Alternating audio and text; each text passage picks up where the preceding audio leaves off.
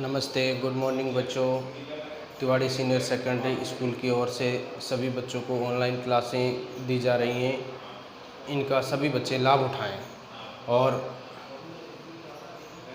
पढ़ते समय अपने पेन कॉपी साथ लेके बैठें।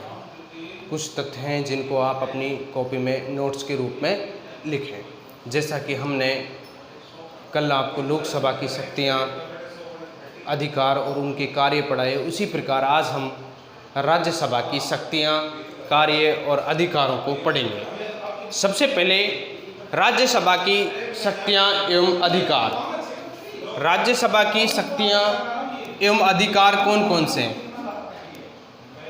पहली जो शक्ति और अधिकार है वो है विधायिक शक्ति या अधिकार। विधायिक शक्तियों के अंतर्गत कौन कौन से अधिकार या कार्य आते हैं कि राज्यसभा कानून निर्माण का कार्य करती है, वो भी लोकसभा के साथ मिलकर।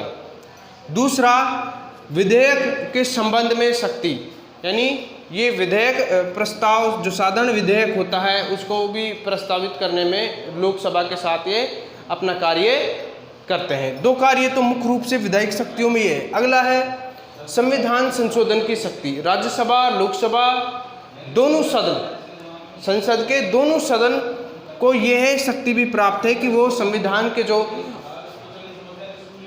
अनुच्छेद हैं या कानून है उनमें संशोधन किया जा सकता है। तीसरा है वित्तीय शक्ति। वित्तीय शक्ति को थोड़ा ध्यान से देखना है।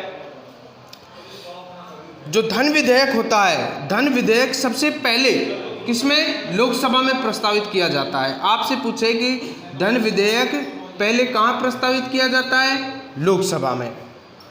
लोकसभा में जब वो स्वीकृत हो जाता है, क्या हो जाता है? स्वीकृति मिल जाती है धन विधेयक को, तो उसे जांच के लिए कहाँ भेजा जाता है?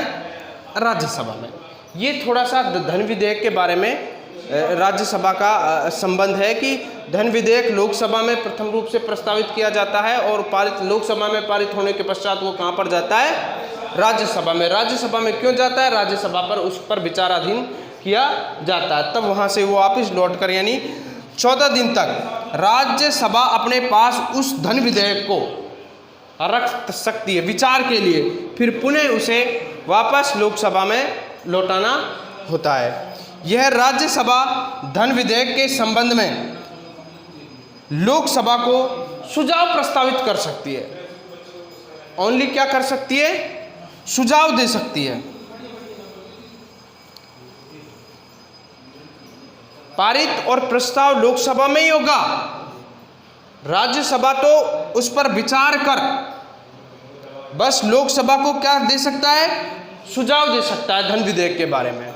ये आपकी वित्तीय शक्ति हो गई राज्यसभा की। अब हम राज्यसभा की कुछ विशेष और विविध शक्तियां हैं, उन विशेष शक्तियों के बारे में देखें तो हमने कल भी पढ़ा कि भाई राष्ट्रपति का जो चुनाव होता है उस चुनाव में संसद के दोनों सदन, यानी लोकसभा और राज्यसभा के दोनों सदनों के निर्वाचित जो सदस्य होते हैं वो राष्ट्रपति के चुनाव में भाग लेते हैं। अर्थात राज्यसभा के कौन से सदस्य? निर्वाचित सदस्य। मनोनीत सदस्य भाग नहीं लेते। कौन से लेते हैं? निर्वाचित सदस्य इसके चुनाव में भाग लेते हैं। दूसरा देखो, राज्यसभा के जो निर्वाचित सदस्य होते हैं वो उपराष्ट्रपति के चुनाव में भी भाग लेते हैं। किसके? उपराष्ट्रपति के चुनाव में भी भाग लेते हैं। लोकसभा के निर्वाचित सदस्यों के साथ में भाग कैसे लेते हैं? लोकसभा के निर्वाचित सदस्यों के साथ में ही भाग लेते हैं। राज्यसभा और लोकसभा मिलकर कुछ पदाधिकारियों जैसे राष्ट्रपति और सुप्रीम कोर्ट के न्यायाधीशों पर महाभियोग भी ला सकते हैं। महाभियोग का प्रस्ताव ला सकते हैं। कौन कौन? लोकसभा और राज्यसभा, यानी संसद के दोनों सदन कुछ पदाधिकारियों पर क्या प्रक्रिया अपना सकते हैं? क्या ला सकते हैं? महाभियोग। ठीक है। अब इसमें कौन कौन हो सकते हैं? राष्ट्रपति और सुप्रीम कोर्ट, यानी सर्वोच्च न्यायालय का न्यायाधीश। दूसरा, दोनों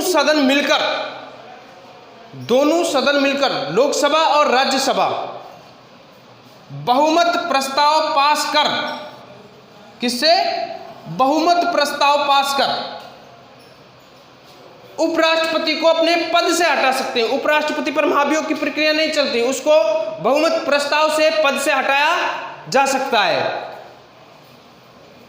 प्रथम प्रस्ताव राज्यसभा में पारित कर लोकसभा में भेजा जाता है। ये जो प्रस्ताव उपराष्ट्रपति का जो प्रस्ताव है, बहुमत प्रस्ताव, ये सबसे पहले किसमें?